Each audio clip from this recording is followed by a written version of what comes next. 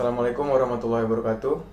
Perkenalkan, nama saya Muhammad Nazri dengan nomor induk mahasiswa 24011112830. Kelas B Hubungan Internasional Angkatan 2024. Baik, kali ini saya akan menjelaskan tentang perubahan sosial.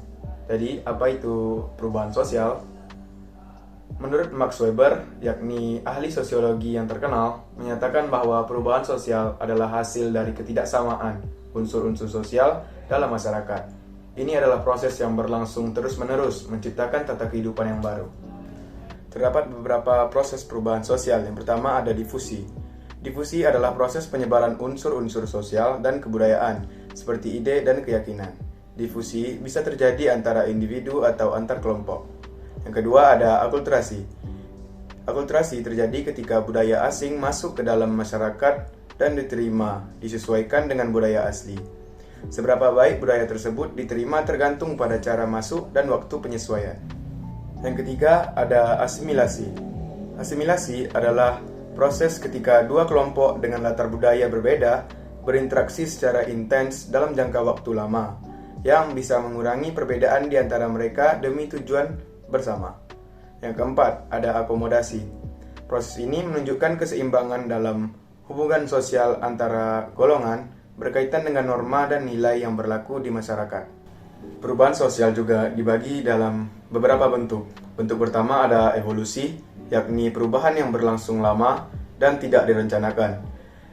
Perubahan ini dipengaruhi oleh dorongan masyarakat untuk menyesuaikan diri. Yang kedua ada revolusi, yakni perubahan cepat yang tidak direncanakan sebelumnya, namun memiliki kesamaan dengan evolusi, yakni masyarakat terpaksa untuk beradaptasi dengan perubahan tersebut. Kemudian ada perubahan yang direncanakan dan perubahan yang tidak direncanakan. Perubahan yang direncanakan adalah perubahan yang sesuai dengan rencana dilakukan oleh agen perubahan.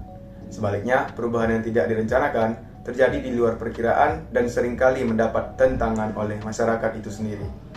Terakhir, kita dapat membedakan antara perubahan kecil dan perubahan besar. Perubahan kecil seperti tren fashion atau lifestyle biasanya tidak memiliki dampak yang signifikan, makanya disebut sebagai perubahan kecil. Sedangkan perubahan besar seperti perubahan kebijakan sering menimbulkan debat di kalangan masyarakat sehingga berdampak terhadap kehidupan masyarakat itu tersendiri.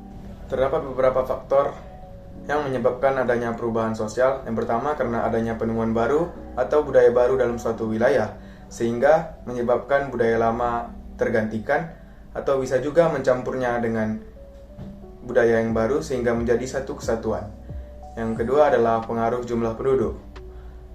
Pengaruh jumlah penduduk akan menyebabkan perubahan sosial, karena semakin banyak orang yang menggunakan budaya baru, maka suatu budaya lama juga akan menjadi hilang atau tergantikan. Poin yang ketiga adalah munculnya konflik.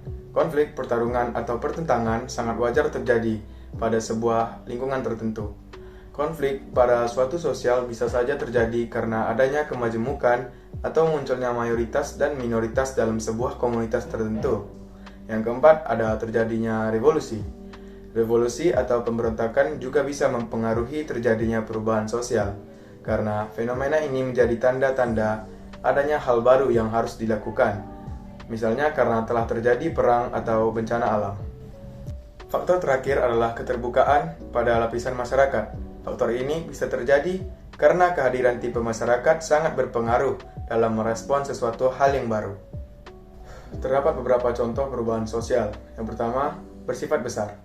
Perubahan sosial yang bersifat besar pernah terjadi di Indonesia sekitar 20 tahun yang lalu.